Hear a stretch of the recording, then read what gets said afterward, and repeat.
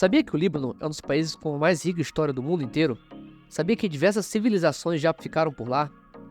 Sabia que eles têm uma cidade chamada Byblos, que foi quem deu origem à palavra Bíblia, e que também nos deu o nosso alfabeto que a gente utiliza até hoje?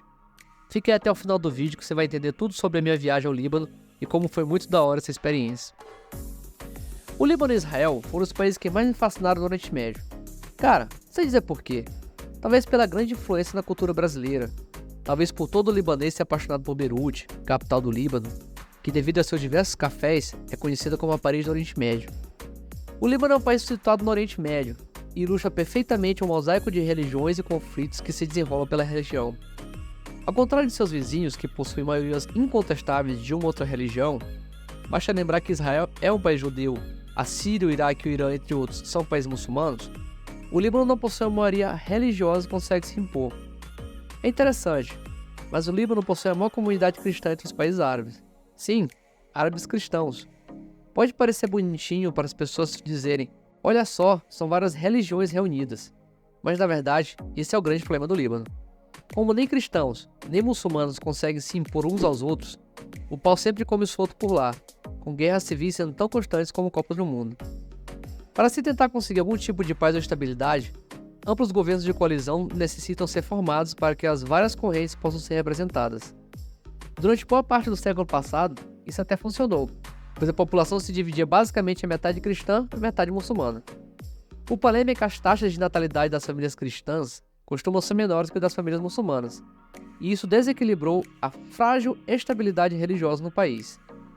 Eu cheguei a ouvir que hoje provavelmente o Líbano possui 70% de muçulmanos contra 30% de cristãos e outras minorias.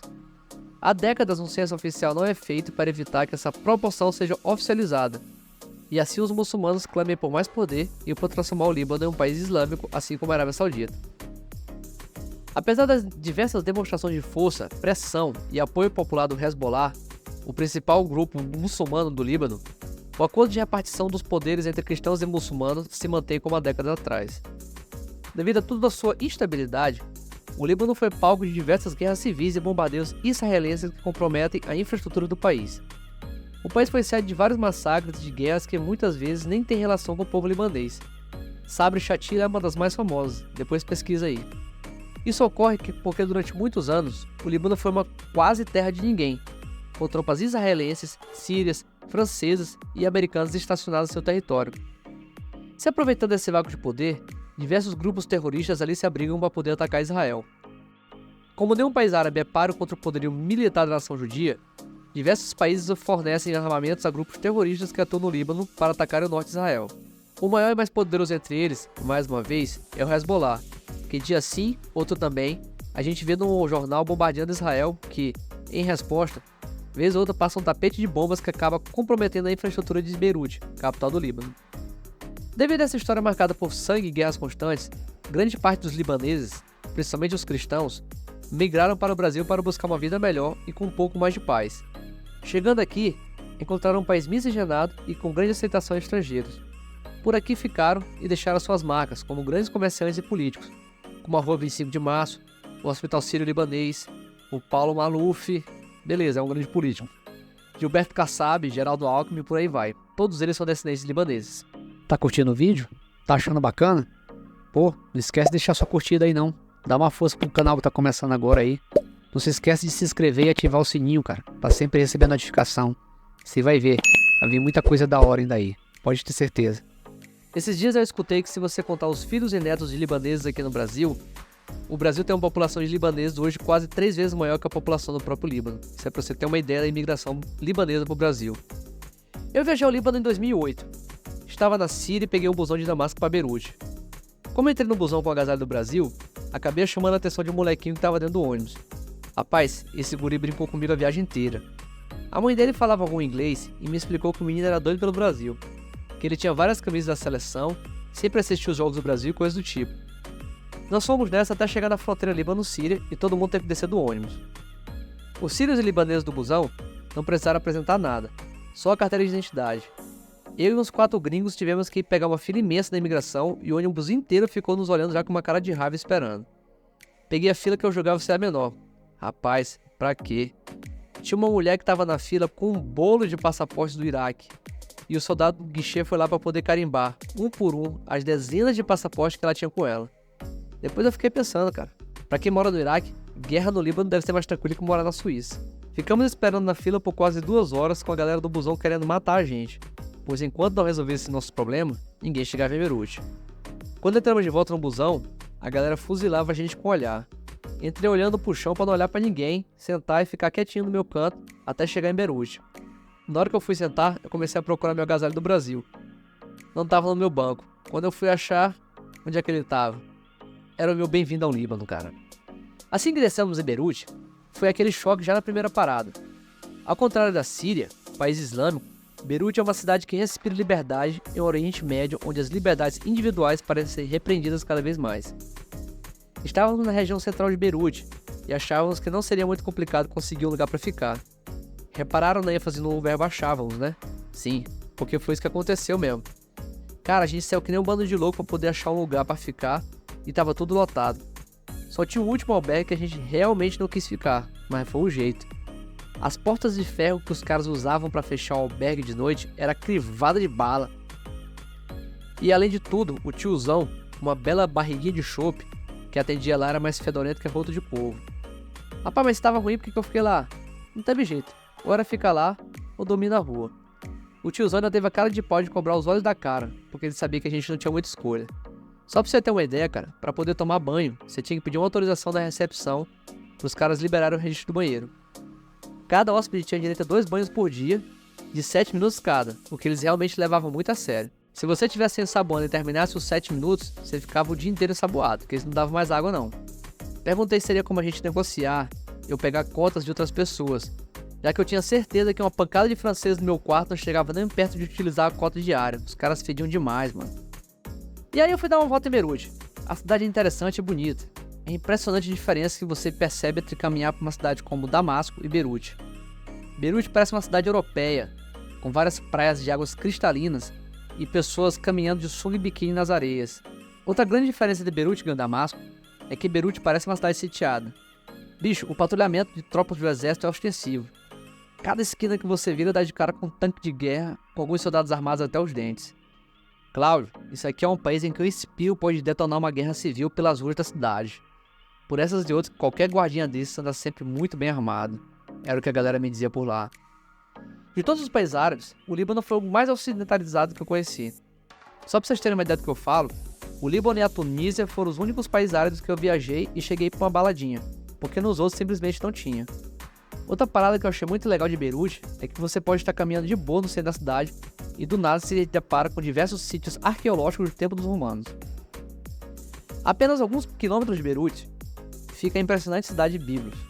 Eu tenho certeza que vocês já ligaram o nome da cidade à palavra Bíblia, e isso não é uma mera coincidência. Biblos é uma das cidades mais antigas do mundo. Escavações arqueológicas comprovaram que a cidade foi fundada por volta do ano 5000 a.C. Os gregos deram o nome da cidade de Biblos. Biblos significa livro em grego, por ela ser um importante centro produtor de papiros egípcios e também pelo alfabeto grego ter sido inspirado no alfabeto fenício que, muito provavelmente, foi desenvolvido nessa cidade. O alfabeto fenício foi inspirado nos hieroglifos egípcios, aquela linguagem simbólica que vemos em filmes sobre faraós e coisas do tipo. A grande sacada que os fenícios tiveram, motivo de sucesso do seu alfabeto, foi a sua abstração dos símbolos do hieroglifo egípcio. Como assim? Bem, antes dos fenícios, todos os alfabetos existentes eram baseados em ideogramas, assim como ainda hoje é na China e no Japão. Se você quisesse dizer que um gavião pousou na sua casa, você desenhava um gavião e uma casa do lado. Isso criava um significado. Isso podia deixar tudo mais fácil de entender, mas por outro lado, você tinha que decorar milhares de símbolos diferentes para poder ser alfabetizado. O que os fenícios fizeram? Bem, cara, eles pegaram 26 símbolos diferentes, tiraram alguns traços, abstraíram e, bingo, criaram um alfabeto.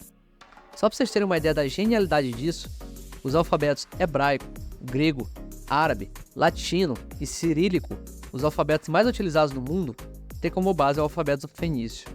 Além disso, o que faz ser tão difícil aprender chinês ou japonês não é nem a língua em si, mas ter que decorar milhares de ideogramas diferentes, o que não acontece com o nosso alfabeto, mais uma vez, só tem 26 símbolos. Biblos também é um grande centro arqueológico pelo fato de várias civilizações terem conquistado a cidade e se apoderar dela devido ao seu ponto estratégico. Escrevendo assim, não parece muito, mas cara, eu fui no centro lá que mais parecia um parque de diversões arqueológico. Era um lugar que eu seria capaz de chutar com não mais do que 2 km², e lá tinha pilastra romana, um castelo do tempo das cruzadas, ruína de um castelo persa, um anfiteatro grego e construções de outras civilizações que eu não tinha tanto conhecimento. Isso tudo no espaço de alguns km², sempre bom repetir. Quer conhecer o mundo inteiro numa caminhada? Vá a Biblos. Mas a história mais legal que aconteceu comigo foi no caminho de volta. Eu entrei no estabelecimento para poder comprar um refrigerante, e eu tava com o agasalho do Brasil nas costas. Assim que eu entrei, o balconista, um senhor de idade, me perguntou se eu era brasileiro. Quando eu falei que era, ele foi atrás do balcão e pegou a imagem de uma santa de cor negra e perguntou se eu sabia quem era. Respondi na lata que era Nossa Senhora Aparecida, a padroeira do Brasil, e fiquei surpreso com o fato de ele ter uma imagem dela perdida no meio do Líbano. Ele me falou que era devoto da santa e que por isso tinha aquela imagem sempre no balcão. Além disso, ele me falou que a sua irmã estava bastante doente e que ela iria passar por uma cirurgia complicada em 2 dias. Ele estava com medo dela não conseguir sobreviver. Por isso, ele rezava todos os dias para Nossa Senhora Aparecida, pedindo graças e que sua irmã fosse agraciada com a cura.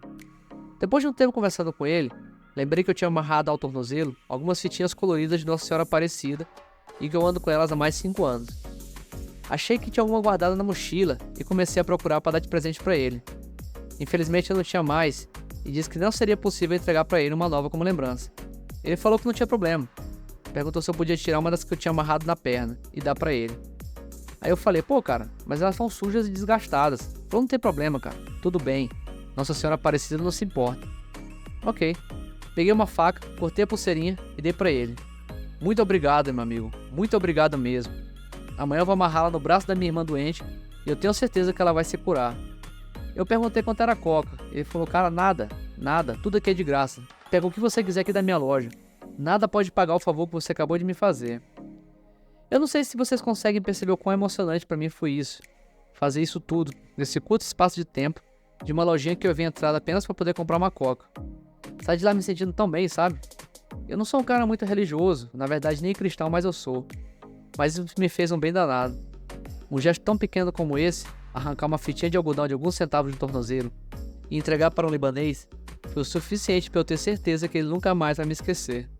Tomara que a irmã dele tenha sobrevivido.